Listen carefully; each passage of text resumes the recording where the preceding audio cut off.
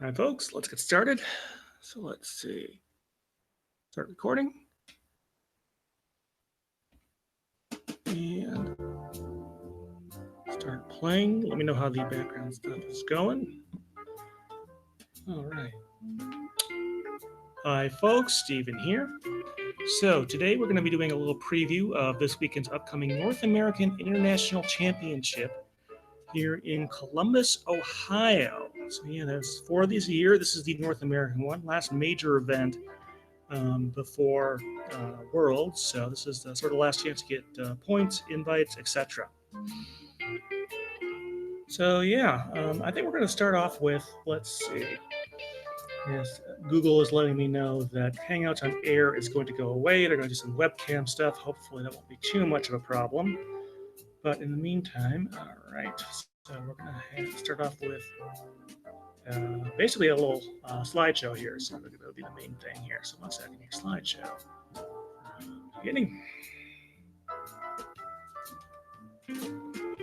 Oops. Oh, wait, no. Okay, sorry. I'm not quite used to this setup. Then we're going to get an application window. And share that. Okay. Put that off to the side. All right. So you should be seeing right now a blank screen because the first slide's always blank. But anyway, we're going to go over a few things related to this year's events, some scheduling stuff, and some things of that nature. But so anyway, first one we want to go through here is, all right, here's the streaming schedule for those of you at home who will not be able to attend this year's event.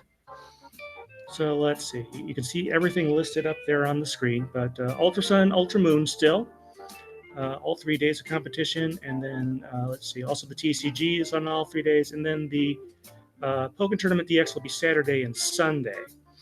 And you can sort of see right there, we've got a list of sort of the Twitch things. There's one for TCG, one for VGC, and one for Pokken Tournament.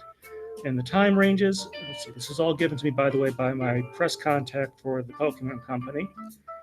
Let's see, so tomorrow things start at 9:15 a.m. And by the way, all these times are Eastern Daylight Time. And it's to be going through about 6:30. Same thing for VGC. And let's see, Saturdays things start a little bit earlier. And they're supposed to go through, let's see, 9 p.m. for TCG and 7 p.m. for VGC. And then Sunday they just sort of stream all through the finals of each division for each event. TCG is going to be in the morning. And VGC is going to be immediately after that, and they're guessing around 2 p.m., but you never know quite with the TCG. In any case, take a look at the bottom there. There's a URL there. If you want to find the actual event schedule, if you happen to be around here and need to know when to come to places, it is listed on the Pokemon website.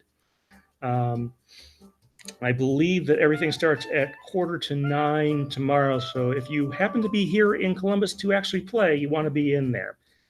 Wasn't able to get times on some other things. I'm very interested, as you might expect, in playing the Sword and Shield demo sometime this weekend. They didn't really give times for that other than it would be there. So hopefully that all pulls through and stuff like that. If you have any questions, go ahead and type those into the chat. I will be following that, or give us a comment afterwards, by the way. All right, so that's enough scheduling stuff. All right, so I got in here this afternoon into Columbus. Went over to the convention center to take care of some things. Mostly wanted to get my spectator badge. And one of the first things I noticed is this relatively large inflatable Pikachu. There's always inflatables at these things. Let's see, at the bottom right, you can actually see me in front of a sort of a background they have for that. Thanks to the young woman who was willing to take a few pictures of me with that. Top right, you can see one of the staff members doing a little bit of a pose there.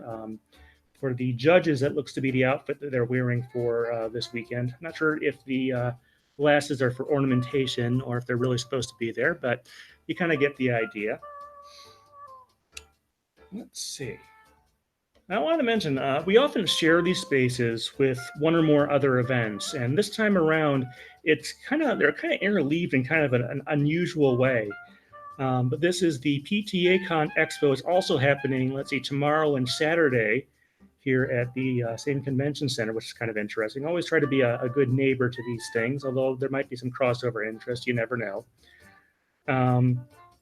But PTA, by the way, for those of you who don't know, I don't know if this term is used outside of the United States very much, but it's the Parent-Teacher Association that a lot of school districts have, where teachers and parents sort of work together to achieve various goals, academic success, but also a lot of other things in there. I think I saw some stuff talking, advocating for good lunch meals in schools and stuff like that.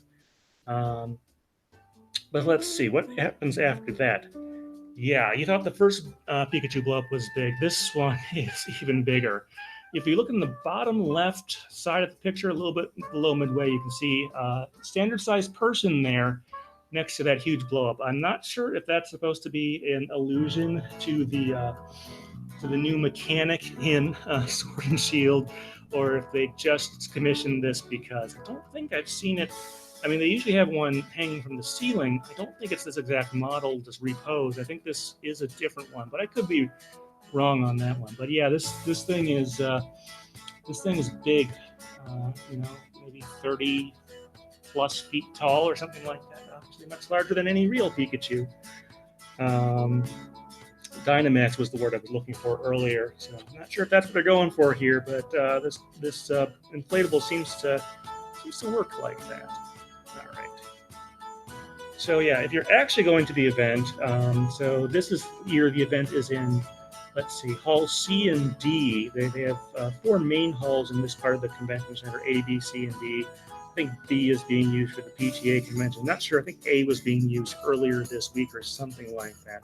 C and D is the Pokemon tournament for this weekend. As you can see, this is the area. If you look on the right-hand side, that's going to be where you're going to go in. They've got bag inspection. They've been doing that pretty much since 2015 Worlds in Boston for various reasons. You can sort of see where the queue is going to be. So, you want to get there a little bit earlier if you're going to be in there than whatever you're going to do, because you're going to have your stuff looked at most likely. So, be careful about that and be prepared.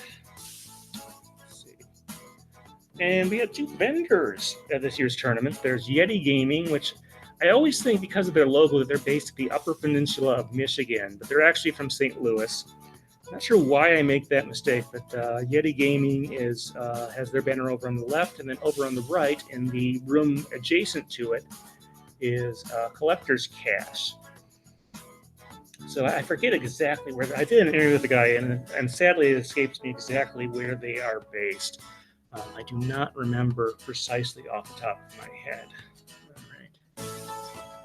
So obviously, what I went to the convention center for this afternoon/evening for was the do badge pickup. That just wrapped up right around the time this started, 8 p.m. Eastern time, and they did have this. They actually kind of split it, as they often do with these tournaments. There were basically 2 different lines. So there's a TCG check-in for the TCG event, and then there was a separate line for spectator, video game, and Pokemon tournament check-in. That's pretty typical these days at these international events and stuff like that. They do split things out because of the relative volumes of those folks, which you'll see in a minute. Now, of course, I have a spectator badge that I am here. I'm not competing in the main tournament. They didn't seem to have any dedicated. I did ask about dedicated press stuff. Doesn't seem like they're doing anything too particular in that area. So I just picked up a spectator badge. They've had this sort of system for spectators ever since after the 2016 Worlds, which did not work out particularly well, as you may know. But anyway, so I went in there. So here they let us in at 5 p.m. to get our stuff, and in the way back there you can see part of the TCG line that went on much longer. Sort of in the middle here you can see these are the video game folks. I assume both. I don't remember if they had totally separate lines for regular Sun and Moon, Ultra Sun, Ultra Moon, and also for Pokken. But if you're curious how many people were right there at the beginning to get the spectator badges, so here's the line behind me. And just to be very clear here, they did have more people allocated to handing out stuff for the TCG and the video game competitions than they did for the spectators. People were just there for that. Although I have to imagine this is maybe a little awkward for folks who are split up. Like if you have parents who are spectators and their kids are, competing in the main tournament, or if you have a group of folks, some of whom are competing, some of whom are not.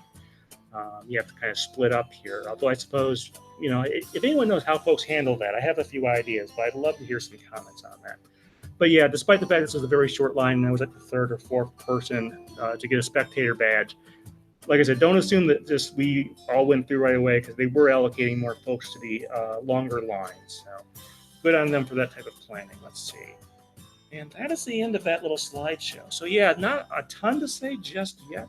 I would like some feedback, let's see, on those photos, because, let's see, that is with my new camera that I picked up a little less than a month ago for Midwest Regionals. I wanted to get more practice with it, so I'd like to have some sort of feedback on those photos. But yeah, that's what I've done so far today. So let's see, got a few more things here. Let's see, do I have the yes, I do have the schedule. Let's go quick over the schedule of events, like I said, that I linked to earlier. So let's do a quick screen share to application window to, there we go. Let's share that. All right. Yeah, so this is sort of, you can find this on the Pokemon website. They have a nice schedule. Of course, everything is subject to change. Most of the stuff starts tomorrow as far as TCG and PGC. You can sort of see that they have things broken down. Masters and senior divisions for TCG start tomorrow. Masters will probably be broken up into 2 flights. No planned lunch break, so be aware of that. You're not going to get a lunch break in most of these events. Excuse me, so you're going to have to team up with other folks. And let's see, day 2 is obviously additional rounds, staying in attendance. Again, no planned lunch break. And then they're going to do the first couple single elimination rounds on Saturday. Junior division is a little bit different. They start on Saturday. Let's see. They will get a player meeting as usual. And then they don't have a lunch break, but they do get a dinner break before top 8, which is good. And let's see, they're going to do top 4 early in the day on Sunday, so on and so forth. VGC does start for Masters Division on Friday and goes through the rest of the day. Let's see, there's some Saturday stuff, and then senior and junior divisions will start on Saturday for VGC. And let's see, final Sunday. So yeah, that's sort of their plan. There is for the TCG stuff, all 3 matches, then a trophy presentation, and trophy, then VGC and a trophy presentation. Schedule will run faster if possible. Not sure if TPC is getting charged by the hour, and if they end earlier, they save money, but that's quite possible. But you don't want to just keep people around unless you have to. So, like I said, tune in a little bit early for whichever of these matches on Sunday you might be interested in, because it's possible they could start early. We had a Worlds one year where one of the TCG finals lasted a very short time because it was a very uneven matchup. That stuff can happen. So let's see here. All right. All right, give it a second. There we go. All right, well, not seeing too much chat or comments, so I think we will wrap up this presentation. So if you're a spectator, you don't get as I think they had some goodie bags they gave to some of the folks there, but for spectators, they don't just charge you to show up. They do give you a couple of participation packs, and we're going to take a look and see what I got in mine right now.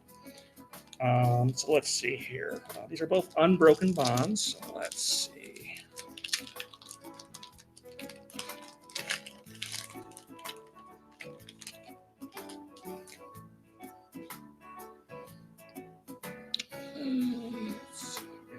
Froakie, Cremor. Okay, so here's the rare I got on my first pack. I got a nice Dugong. At least I like the artwork is really nice on there.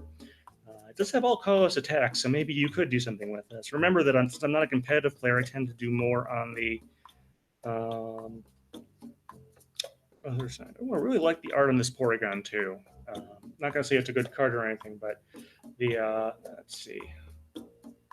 Yeah, the hand-drawn style there, and it's kind of like a less like crazy Starry Night type of deal there. So it's not, the Van Gogh painting. Nice art there, though.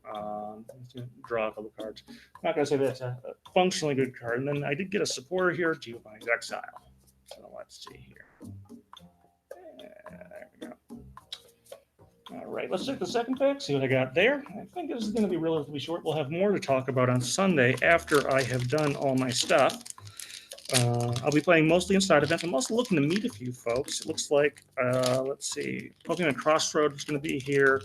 One of the guys from the Poke Science or the Science of Pokemon podcast is going to try and make it here. He doesn't live too far from here. Things of that nature. Let's see the second one. I do like these, just speaking of art styles, I like this clay figure style that they do with this here, with a very macro photography and stuff like that. At least I assume that's what it is. It's not like CGI. I think someone actually put this together. Let's see. All right, so here's the rare for that one, Rhyperior. I forget if the like Magmortar, Rhyperior, Electivire, I forget if those are all in. Come on, focus. I'll just trust me, it's a Rhyperior. Let's see.